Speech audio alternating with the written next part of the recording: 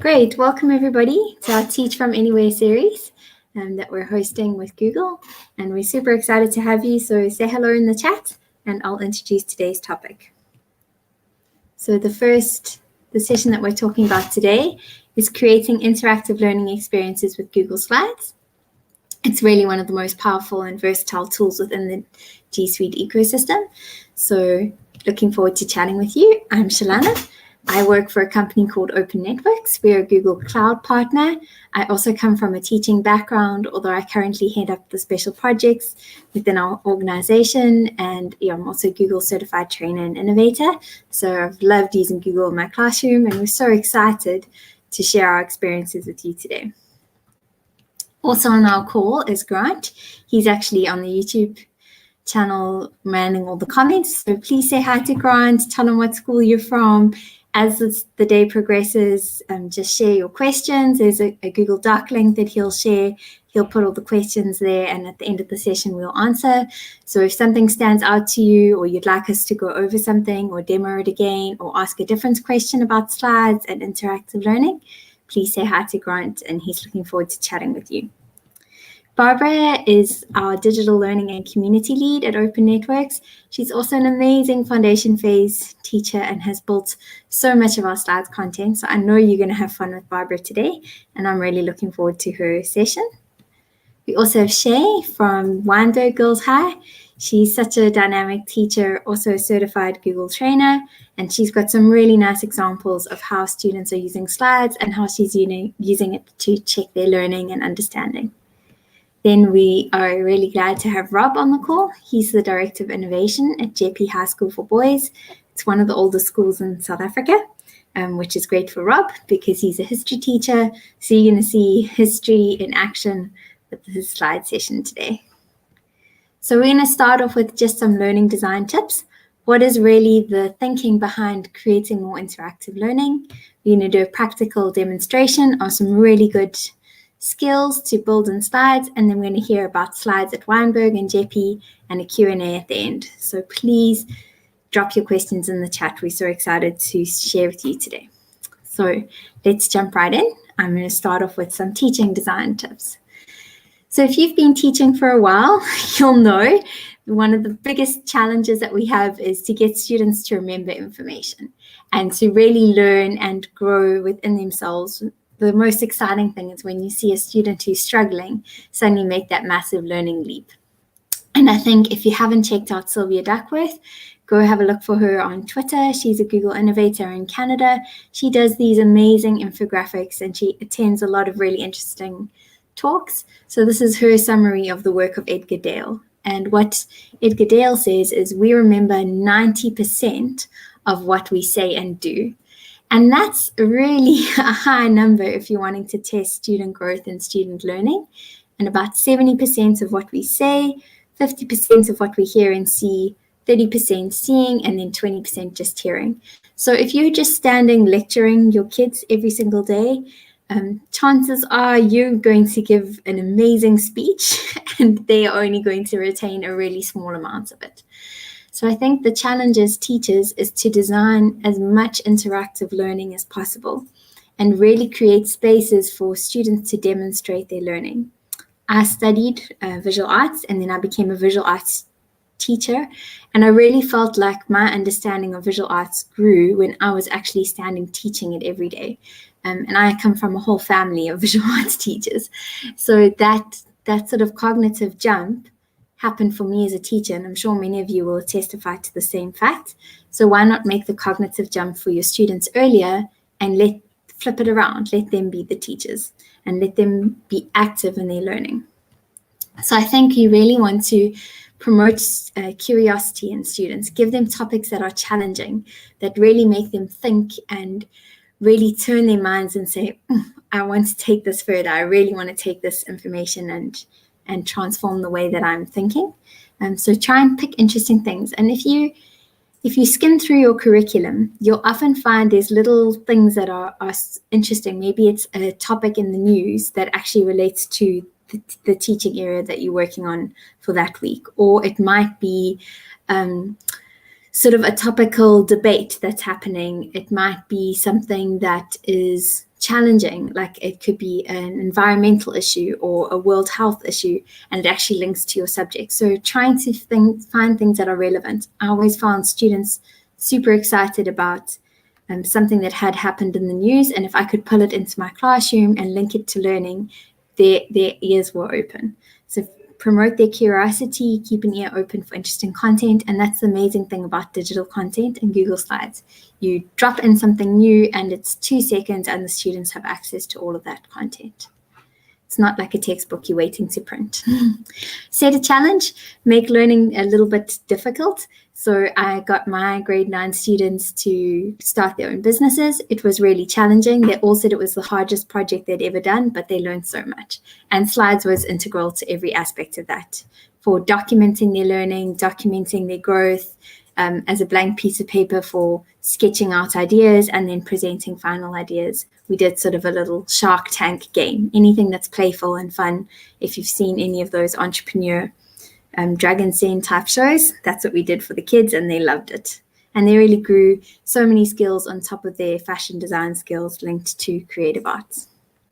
And that links back to this idea of real world problems, finding something that's relevant to students in their everyday life. It could be a local community center problem or global problem. So we did like Africa fashion, really celebrating what does it mean to be Africa and this beautiful continent that we live in. And the kids loved it because it was something relevant and it linked to their own identity and who they were.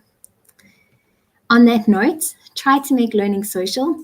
Google has such an amazing collaborative feature, and you can edit slides in real time from anywhere, from any location. And I think that we work with a team who splits across 3 cities in South Africa, and it's so easy. We just open up the slide deck and we can all immediately see what's happening. And we're sitting in a situation where many kids are learning from home, some are in the classroom, people are spread out, and they really need that engagement. So whenever something's social or it requires you to input, you're going to see that student growth.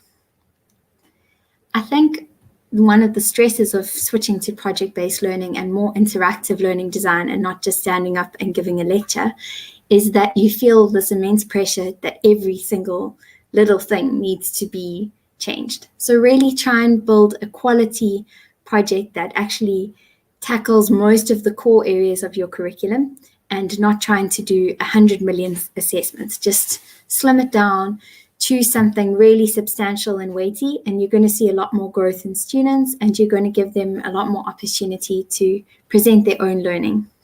And I think so much of the activities you're going to see today are going to be an example of that.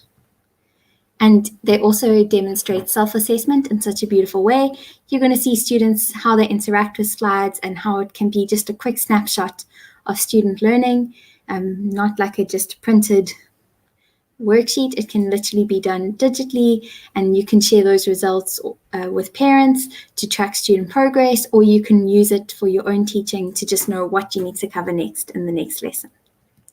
So I'm really excited to hand over to Barbara, and she's going to just deep dive into how you actually take these amazing principles we've been talking about and do them in slides, and you're going to see some great learning activities from Barbara.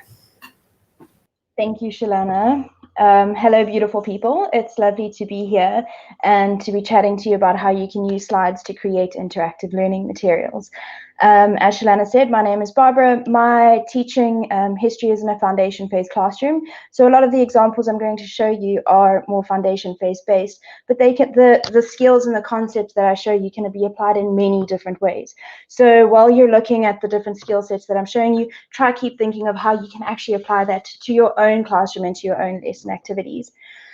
So one of the first things we're going to have a look at is this wonderful thing called the master slides. Now, the master slides is a game changer in the Google Slides environment. Master slides give you the ability to create backgrounds of slides that have unmovable objects, and then you can put things in the foreground that the learners can actually interact with and move around and manipulate. And we all know that we experience learning best through doing. In any classroom situation, in any learning environment, we learn by doing. So here's an example where we've got two kids sitting next to each other, and the activity here we called graphing the night sky. And what they had, you'll notice over here, they've got little stars on on the side of their slide. And what they're doing is they're pulling those stars in onto the page and creating their own number ranges.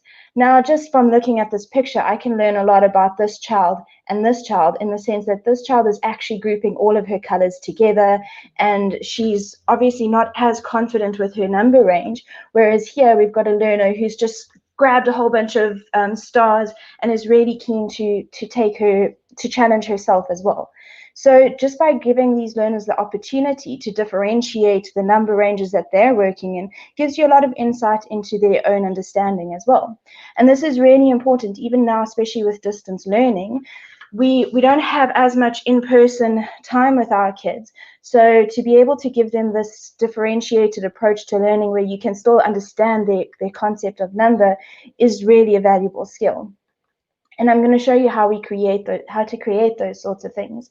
The next one I just want to show you and demonstrate is the power of multi-layering images. And that's what I did in that starred activity. All those stars were stacked on top of each other so that the learners could just tap and then drag them onto their screen. So let's have a look at some examples of that. I'm just going to skip ahead to here, and I'm going to exit presentation mode. So here is an example of learners, a little activity where learners are using money. Now, we all know that money is a very difficult thing to understand and to be able to work with.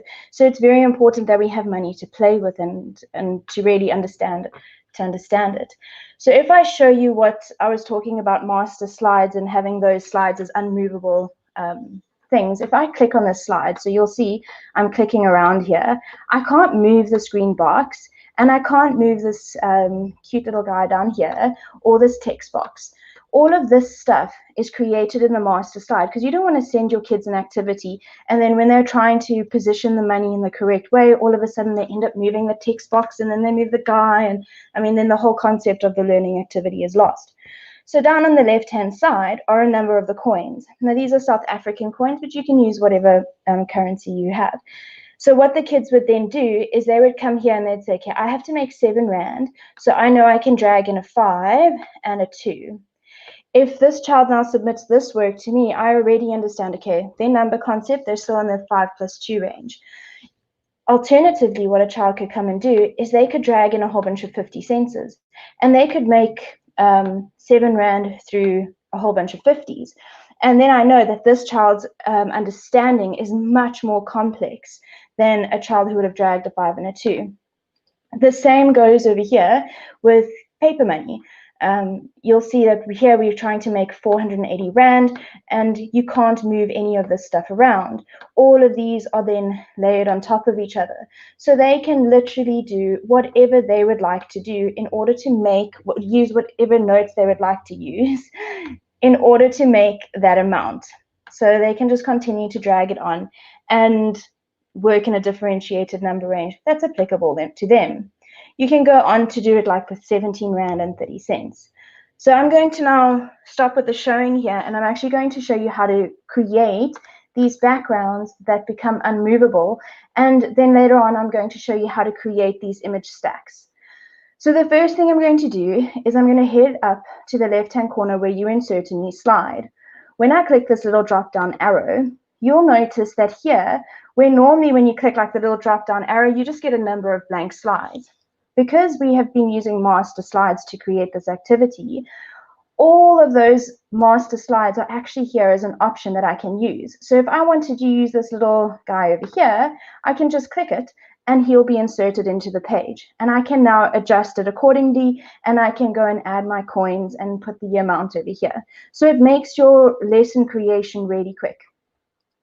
So in order to create these and set them up, what you need to do is you either go up to View and you go down to Master, or alternatively, you can go to Slide and you can go to Edit Master. Both of them are going to get you to the same location. When I say Edit Master, you'll notice that my presentation now changes. This is the master slide view. On the left-hand side, you'll see all the different slides that are in this current presentation. And here, you will see all of the slides that have been created as template drop-downs to choose from that you saw from that little drop-down arrow. Here, if I click on these are all individual components that have been created. So let's go up to the blank one, and let's see how to actually get set up a master slide. So this is my canvas, and what I'm going to do is I'm going to insert a little image over here saying, help me make some money.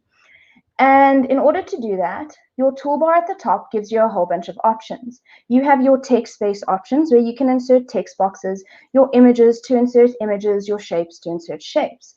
I'm going to start by getting an image, and I saved it on my desktop so I could grab it quickly.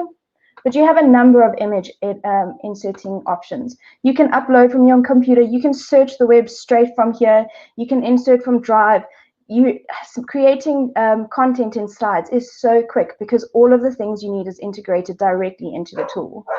So if I go, sorry guys, I am working from home if you hear dogs barking. If I go and insert this image here on the side, now remember, whatever I do here, I can move, but when I go out of the master slide, those won't be movable.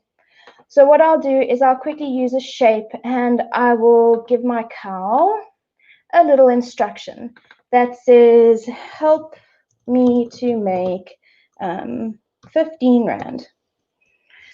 And you can just edit the text here as you want. You know, sometimes you need to have a very specific one depending on the age range you're working with. You do need a specific handwriting font. You can adjust it with these little yellow dots if you need to, and you can give it a color. Let's make it blue background. Okay, so now anything that I go and do in the front section will be movable. This slide is now going to become a static slide. It's going to act as a background. In order to close this master slide preview, you use the X in the top right-hand corner. When I use the X, you'll see my slide hasn't automatically been inserted. What I need to do is go up to my little Samusa drop-down, and you'll see there it is. It's now an option. So I can now put that cow over here, and if I try and click on it, you'll see it won't move. So it's created that background for me. And in order to go and create this multi-layer, I'm just going to copy one of these 5 rands, and I'm going to paste it here to show you how you can actually create those stacked images on top of each other so that you can have that level of interactivity. What you'll do is you'll click on it, and you can either right-click copy, right-click paste, but that's pretty time-consuming. A really nice shortcut when copying and pasting is Control-C and then Control-V. You'll notice it now pasted a second one, and I'll say Control-V again and again and again, and it will just continue to paste it. So I'm just going to paste in a whole bunch. I don't know how many 5 rands these kids want to use, so I'm going to give them as many as they want. So now I've got all of these. I'm not going to go and drag them and try and position them. That's going to take a long time. There's a really, really handy feature that when you go and you select all of the images in one go, like this, you can right-click. Now, in the Google environment, right-click is like your friend. You are going to use it a lot. If you don't know where the option is, right-click, and generally it's there. So you'll see here, I've right-clicked, and now what I'm going to do from the menu that appears is I'm going to align this horizontally to the left, which is just going to make them all stand one underneath each other. There you go. I'm one step closer. And I'll just go and do it again by right-clicking and saying align it vertically, and this time I'll do it to the top. Now I can position this coin wherever I want. If I want to move them as a single unit, you'll notice what I do is I highlight over it and I drag it around. So you can go now and you'll see these kids can just use it. It's like a stacked layer that they can draw from. So you will apply that and just continue to like copy, paste, paste, paste, paste, paste, paste, and then align it horizontally and vertically, and that's it. So to show you other applications of how to use this, here's an example of one of the activities we also needed to do in the number sense curriculum, where they had these tables and they had like Batman has one Batman, how many eyes, 2 Batmans, how many eyes. And this is quite a tricky thing for kids to get, especially if they don't have concrete stuff to be able to manipulate. We learn by doing. So here, they knew that in the top right-hand corner, if it was in the little green block, it didn't count. So here Batman is layered. So let's say I needed to figure out how many eyes would 4 Batman have. I can go and now drag 4 Batmans in. Batmen, I'm not sure what the plural is. And I can now, as a child, either count 2, 4, 6, 8, and be able to go and put it in. And I have more chance of actually understanding what it is that's being taught to me because I'm doing this through practical manipulation. The same goes if we have a dog with feet. Now, always ensure, and let's see if I can quickly just zoom in here a little bit. If you're talking about animals and things like that with feet, make sure that the kids can see all of the feet, because they can't count a dog with 4 feet if they can only see 3 of them. So ensure that you have a picture that does actually show all of the feet. Let me just quickly, okay, let's continue. You'll see here is another example of problem solving. So you have this little problem that the kids need to solve, and on the right-hand side, you'll see that here are the little bugs that they can use to solve it.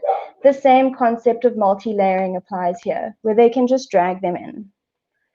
Let's move on and check on some other ways that you can use master slides and create interactive slides.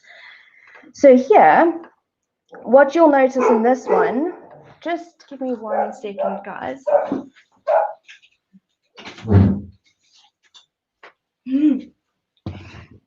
The beautiful joys of working from home when you have 3 dogs.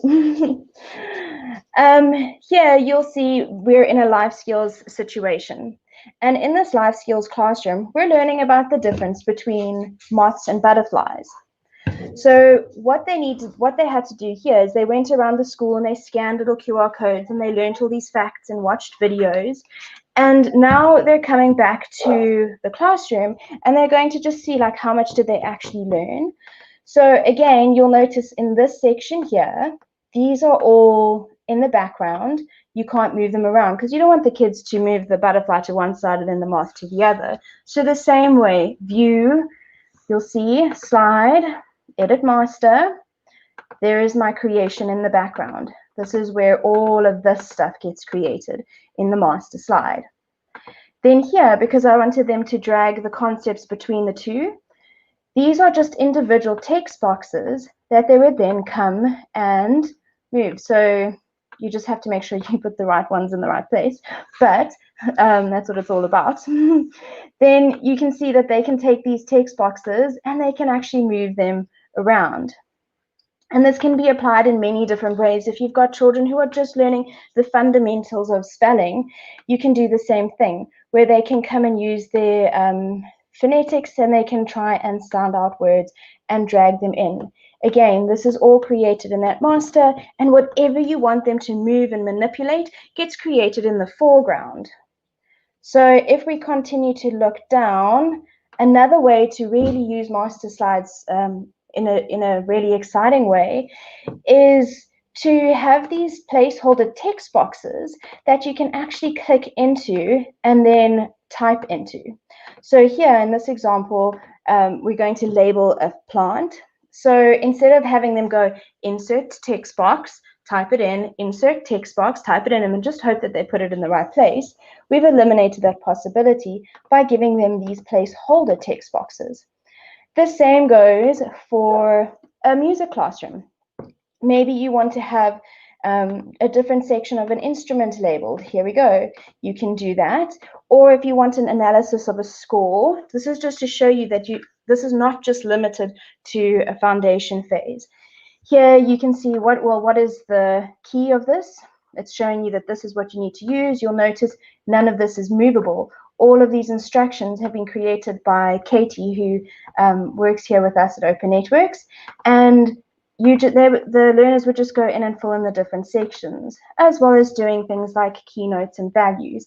Again, they can't move them around.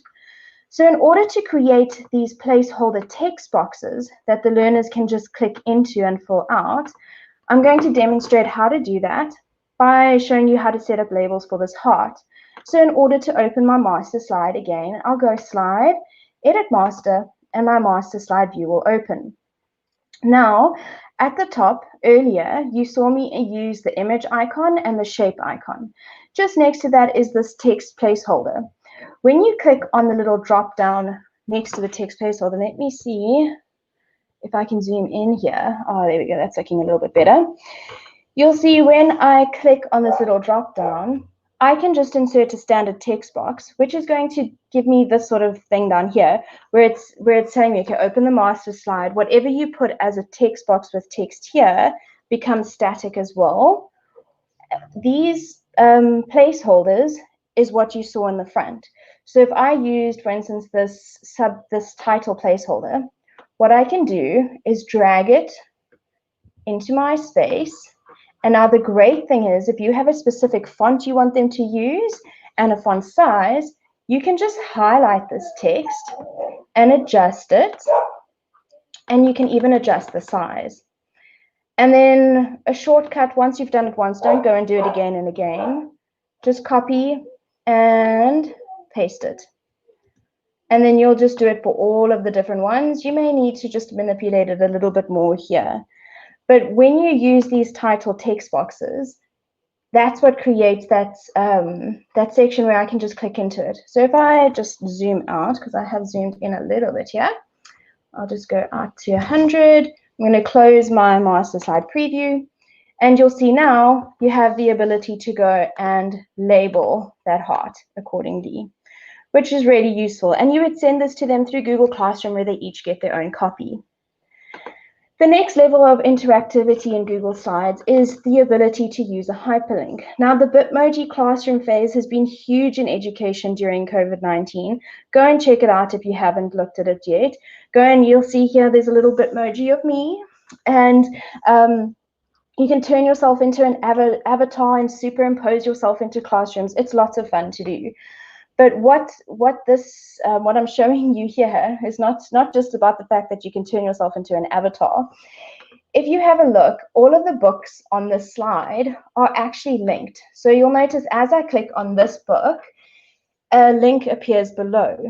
So the idea here is you want to give the learners the ability to click on something and they'll go somewhere else for their learning journey.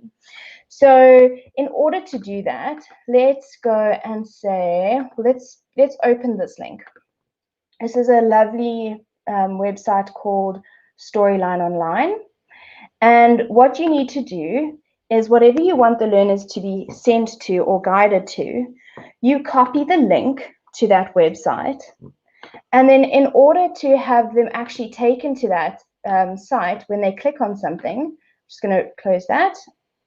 You click on the picture, or alternatively, you could highlight a word. You can link a word or an image, it doesn't matter. When you click on it, on your toolbar at the top, you'll see your linking icon. When you click on your linking icon, you get this little option over here. And let's just zoom in. You get this little option over here, which allows you to actually either link to a slide in your presentation or to alternatively just paste your URL in. And when you say apply, that link will now be added to that image. So when the learners get it, they can simply click on that image and it will then take them to where you want them to go. The last thing that I'm going to show you today with creating interactive learning is a collaborative activity that the lovely Shalana, who you've met, set up. So actually, I already have it open. So here, what this activity is all about is promoting collaboration. So through Google Classroom, you can send a slide deck to all of your learners, and what they can do is they can all jump in at the same time, and they can go and add captions to images. They can collaborate on presentations. It's really nice to create that conversation. So here's an example of an interactive activity where their images as the back, well, they're not actually as the background, but where the images are here, and then the learners come in and they go and actually caption the image. So you'll see, like, what do you mean we're not in 2021 yet? I mean, who doesn't feel like that right now? But there you go. And this is a lovely little activity. So that's my share for today.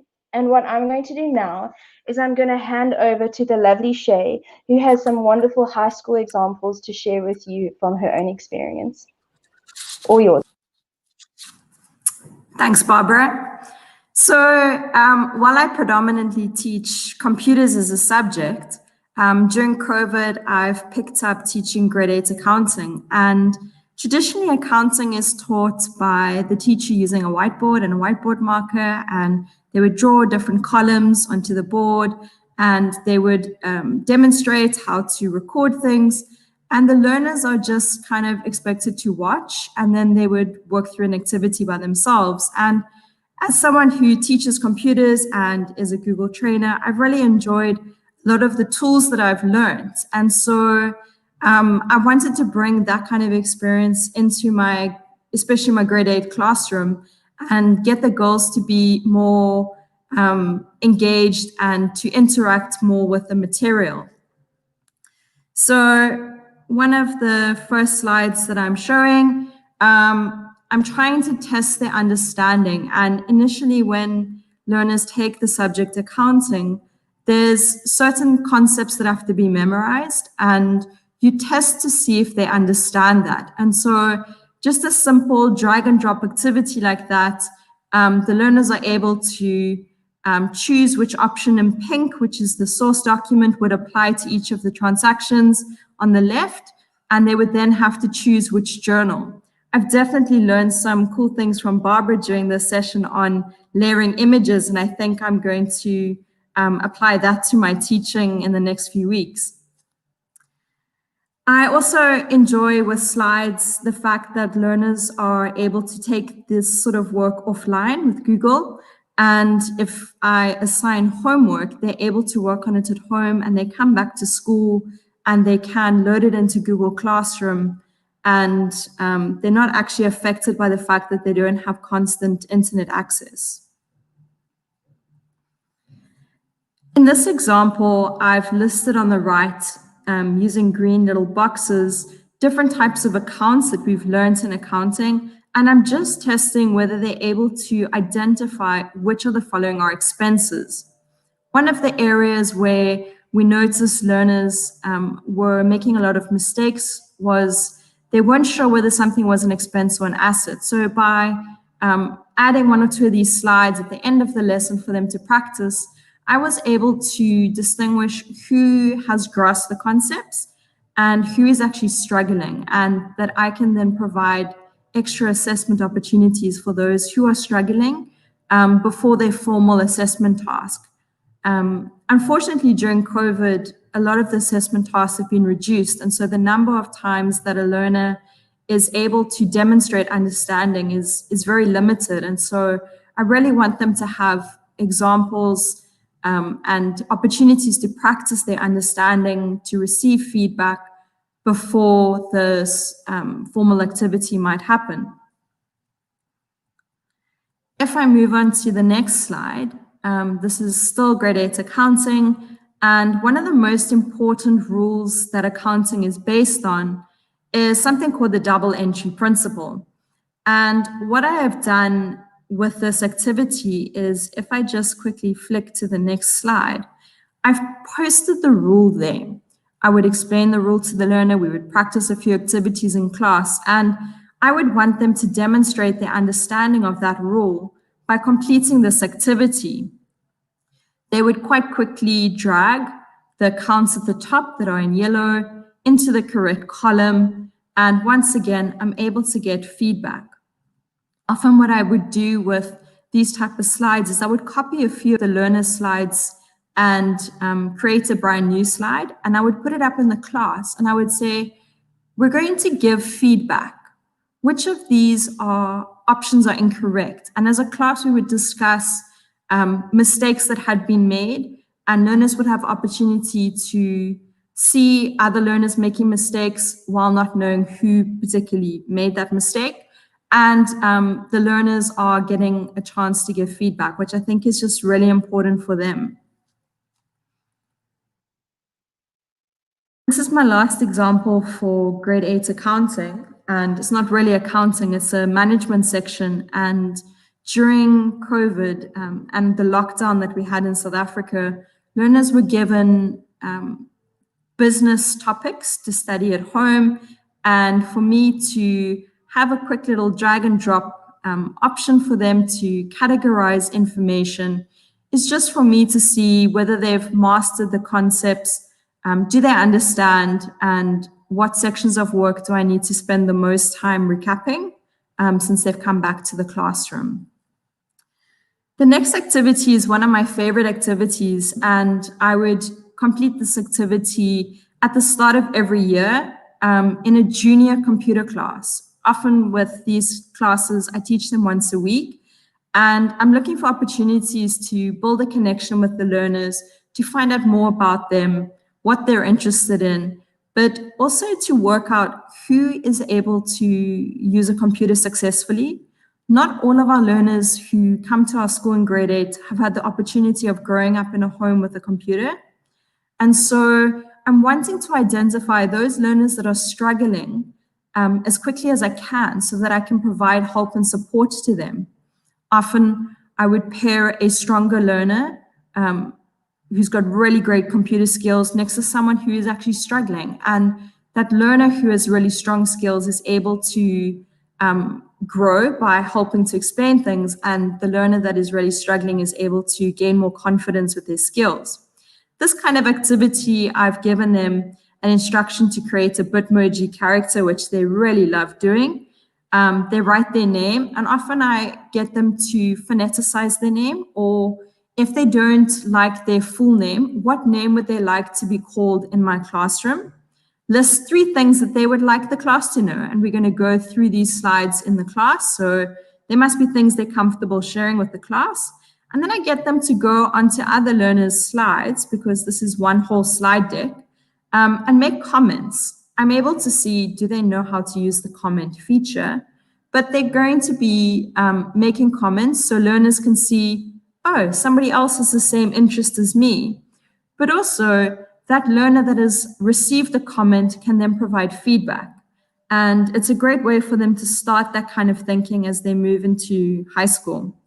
So this would be an example of an activity that we did, and the learner's name is Bui. She's got her name at the top. She's told me 3 things about herself. She's created a Bitmoji character. I've given some feedback on a comment. 2 other learners have commented on her slide, and she herself has replied. And it's just a simple activity, but as a class, they really enjoy getting to know different things about each other. And I'm able to sort of ascertain really quickly who's struggling to type on the computer, who doesn't know how to use a keyboard and mouse, who doesn't know how to make a comment. And those kind of things can then be addressed in the following weeks. The last few activities are things that I would do in the computer classroom. So I teach a subject called Computer Applications Technology. The learners come to the computer lab, so we have access to fast internet, we have access to computers, and I want them to engage with the material. Often the learners find the theory aspects boring if all I'm doing is talking to them. And so the more they can interact with the content, the better. And so before I get them to actually physically connect all the cords in a computer together, I want them to know the correct terminology. And so this is a simple diagram where they're just dragging the correct name to the diagram so that we can start the year off with correct terminology. This is another example where they're dragging the image that relates to the correct box. I'm trying to see if they're particularly able to identify whether something would be an input device or an output device, and to be able to correct mistakes in their understanding quite early on in the year. The learners really enjoy these drag and drop activities, and all of our work is saved electronically in Google Classroom. And so they actually build a portfolio up during the course of the year with different Google slides, and it really helps them when they learn. They can download the slides for offline access, and it's a far more enjoyable experience to work through the material.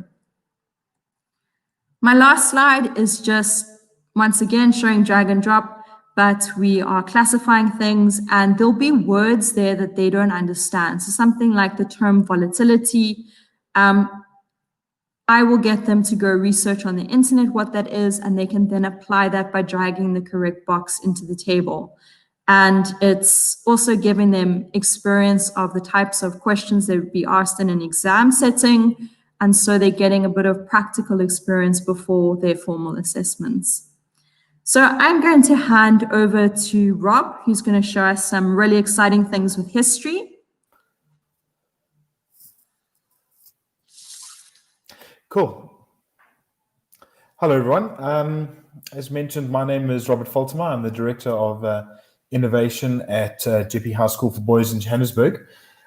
So what I'm going to do today is just talk a little bit about how we've used slides for project-based learning at our schools, particularly in a high school context. Other than helping my fellow staff learn how to engage and embrace the whole new concept of online learning, I also teach history. And we have certain set criteria that we have to implement every year for our subject.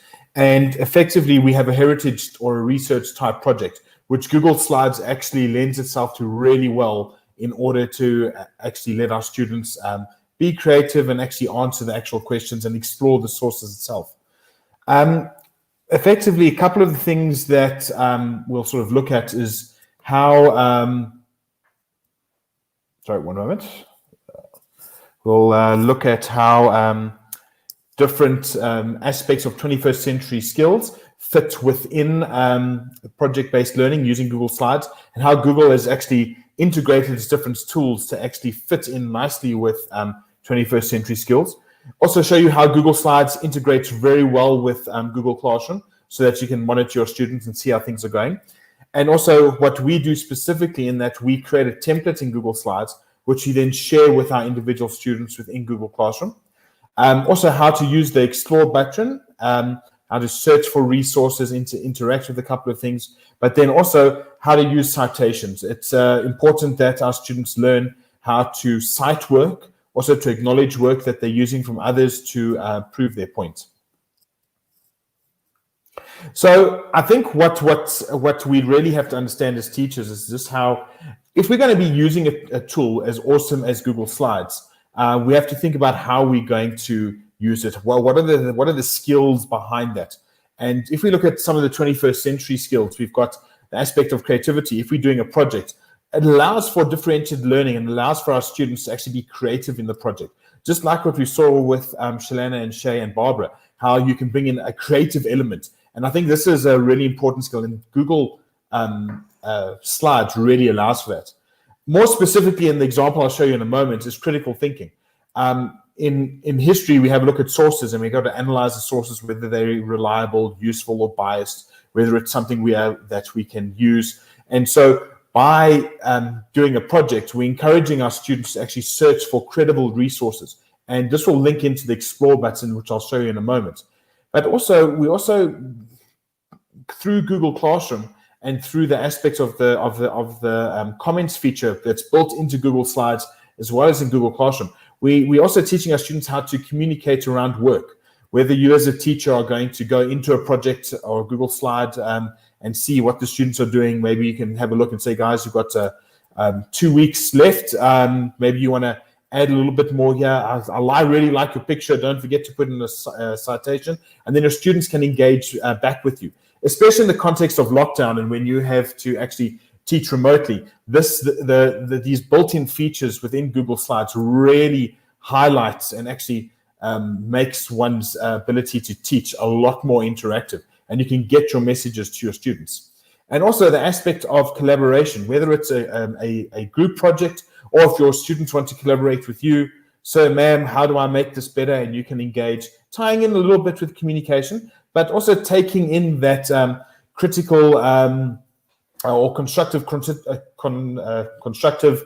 criticism that the students can actually work with. And Google Slides lends itself to all these skills that you can actually implement in your lesson. So I have a screenshot here taken from Google Classroom where we had a heritage assignment that our grade 10s had to do in term 2 earlier this year, where they had to take one of South Africa's public holidays, which is the Day of Reconciliation. And they had to engage, explore, and analyze the history behind this public holiday and how the meaning of this holiday has actually changed completely in line with how South Africa has changed and become a different nation to where it was in the past. But what is really important that's being shown here is how not only Google Slides, but a lot of the Google tools actually interact and weave into one another. Where here we have Google Classroom, but we now have put in a Google Slide project that our students can use. So what we normally do on a practical level, we have instructions that we put up. We then have a Google Doc, which has all the prerequisites of the actual project that has to be met. And then we share a blank Google slide, a template that we pre-built as teachers beforehand, which then gets shared. And if you are familiar with Google Classroom, there's a fantastic feature when you're setting up an assignment to make a copy for all. So each student gets their own individual project. Or you can change it a little bit that they can actually work together in group projects if you share it in a particular way. But this is what we've done here at my school. Here we have a screen where we see a snapshot of some of the students in the class. I've just blurred out their names for security reasons, but we have all the different projects. And what's really nice is that it's all been sort of folded and sort of put together where we can click on the individual projects and we can actually see and interact with the different projects and see how they can actually be used and monitor the work and see if the work itself has been used. We can check and see if they've actually done the work or if they're falling behind. We can add comments, how Google Slides actually works in together, and they can actually then see and encourage them with their different projects. Here we have a screenshot of one of my students' work where we see how they've sort of personalized it. They've changed the background color in Google Slides. They've added contents. They've added some pictures in. But this just allows for that creative aspect and the work that you can see as a teacher. And you can actually try and teach beyond the curriculum to bring in these 21st century skills.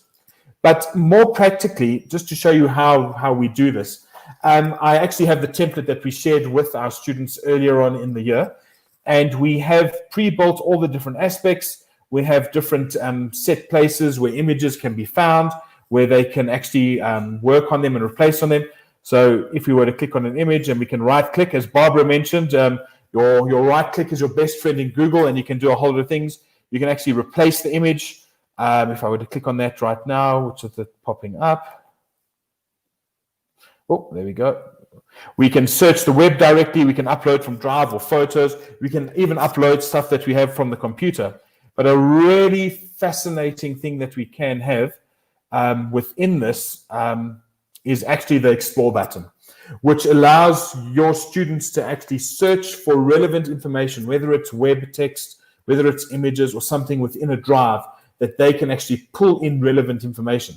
It just must be said, though, that the images are copyright free. So if you're going to bring in images, you can use these images without any repercussions within Google Slides. But another important thing is we need to also talk about citation, and that students can bring in images from elsewhere they've searched in the web, but they need to remember how to cite that. But I'll get to that in a moment. So in this particular case here, just to show how the Explore button actually works, it's this little option here on the bottom right. And I were to click on that, we then have a pane that comes up on the right-hand side, and we can then actually search the web or our docs or whatever we actually want within this. So I meant to take that one out, but if I wanted to put in South African public holidays, okay, and I click on that, we now have a web search that will pop up where we have text that we can actually go into different links, and we can actually pull that across. We have copyright-free images. So if I wanted to, I could choose the South African flag, for instance. And we have the little plus button at the top. And we can then resize that once it's finished loading. And we can place that wherever we want within the different aspects of the slide. It does come along with a link, which the students can then use as a type of source if they actually really wanted to do. We can search our drive for any other things that we actually need. But the Explore button is a really powerful tool that your students can actually use. Another thing that we do, and just to once again show how you can interlink the different Google products, is what we encourage our students to do is actually open up a Google Doc and actually search for their resources first. And if they're searching for something, they can actually use the citation tool, which you can choose to the different formats depending on what your school wants. And if you, for example, look at something for the Wikipedia article, you have these two little quotation marks. This can actually cite the footnote and actually give you the little number. And if you scroll down to the bottom, we actually have the citation, which we can then copy and bring that across to our bibliography page of the project, which we can then actually paste in. And I think the beauty here, it's something that I really want to get across, is the cross-functionality between the different platforms that Google Slides can actually do, and its search function, and also how to create these projects. I mean, if you are still in lockdown and you can't really have these face-to-face lessons, it actually allows you to engage with your students with the comment feature or to engage with it through Google Classroom. That's just a short introduction of how we've been using Google Slides with the project-based learning here at JEPI.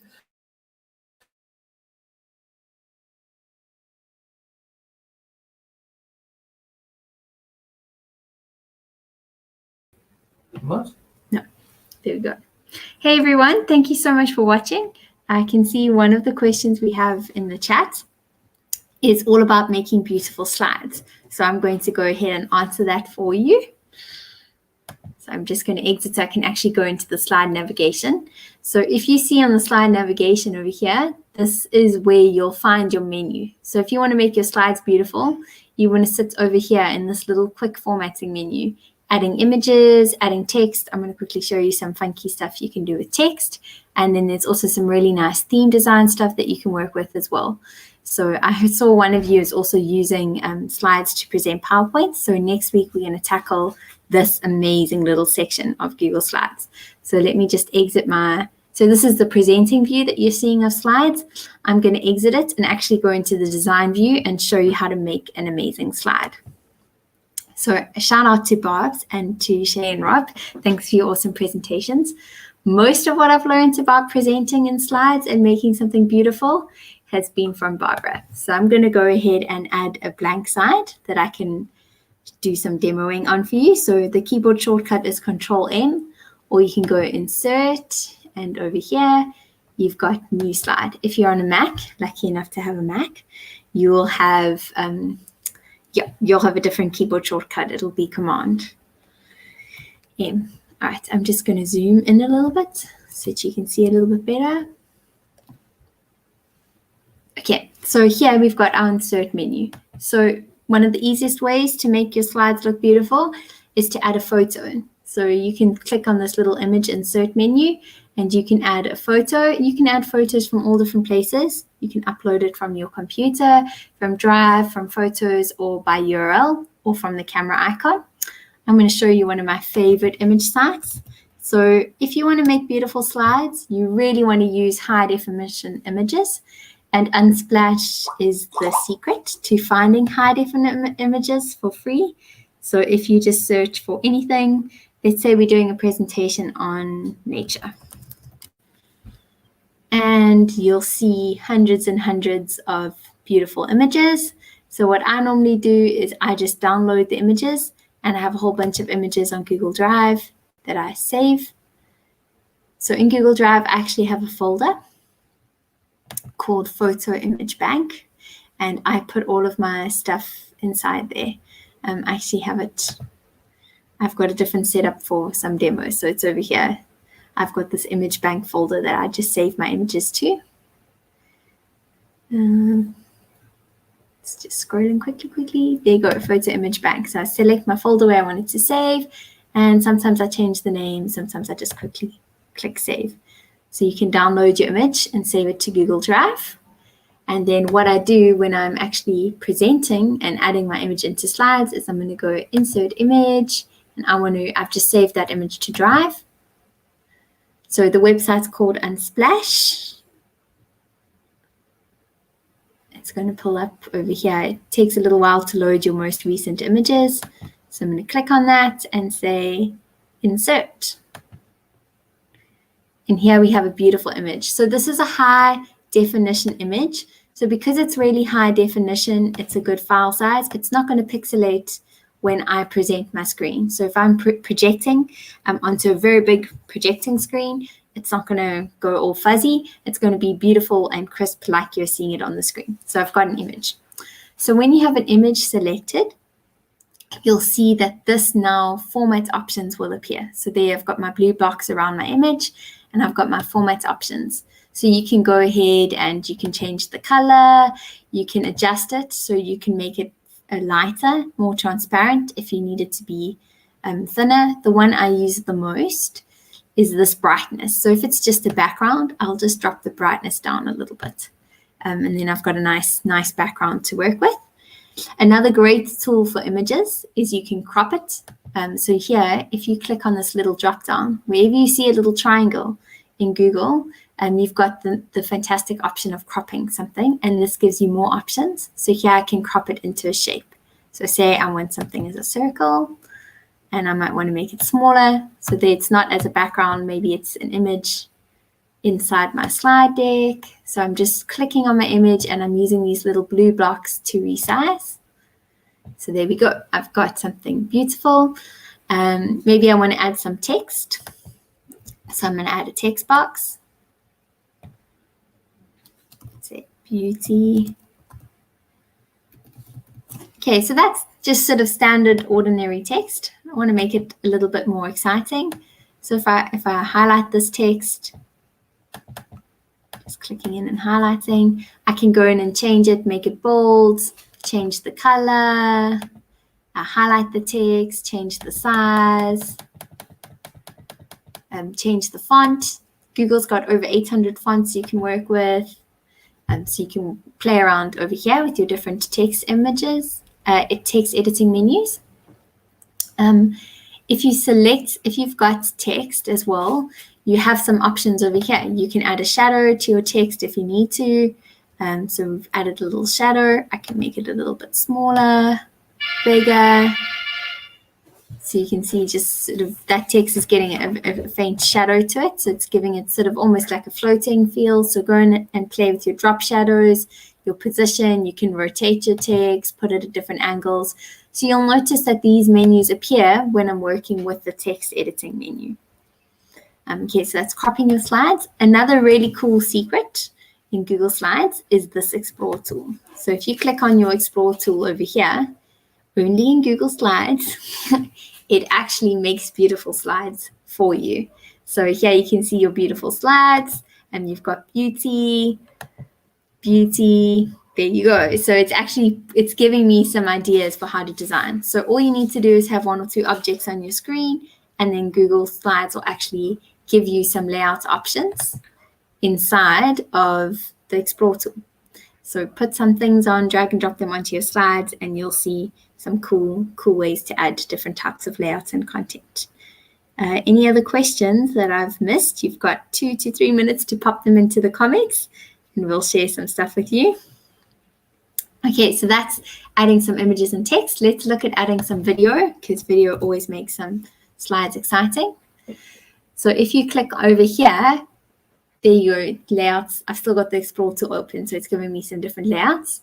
Click over here and say Insert Video. Now on Google, you can pull your video where it's hosted from YouTube or on Google Drive. So let's just search for a song. Jerusalem is trending in South Africa at the moment. It's gone viral, this amazing dance, just celebrating hope.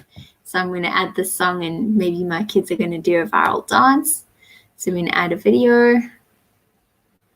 But you can have a video of anything. Think about all the amazing content on YouTube. So now that I've got this video selected, you've actually got some time to select the start, end time, if there's only a certain clip of the video that you'd like to play. And you can also click over here and choose, does that video play automatically? Do you need to click and then the video will play? Or is it a manual actually scrolling over the video and clicking play? So when you've got video inserted, then you've got this option to go in and manipulate this video, and you can resize it however big you want it to play on your slide deck. So if you want to make a beautiful slide, add some video, add some pictures, add some text, and you'll have a beautiful slide deck to work with. Okay, new question. Let me see. How can you do it on your phone? Yes, so download Google Slides, the app. So you need to go into the Play Store, download Google Slides, and then you can create on your phone. It's not as full a menu as the Chrome desktop version, but it is still very amazing. You can do a lot. So just go and have a look at Google Slides in the Play Store, and you'll find the app, and then you'll be able to insert content, manipulate images, as you need.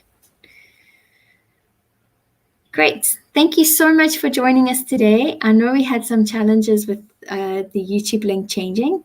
So hopefully those of you who missed the original link, you're watching this post. But yeah, thank you. It's been so lovely sharing slides with you today. And it's really a really super powerful tool. We really focused on all the interaction that you can do with learning material, as well as slide design. We're going to have a look a little bit more on the present options next week, so you can see some of the slide menus you can work with. But thank you for joining us today. And yeah, if you want to sign up for more sessions, the link's in the chat. If you want to send us some feedback, the link's in the chat. But yeah, hopefully your kids are going to be super geniuses doing a whole lot of learning and not just sitting listening to their teacher talk for hours and hours. Thanks so much for joining us today.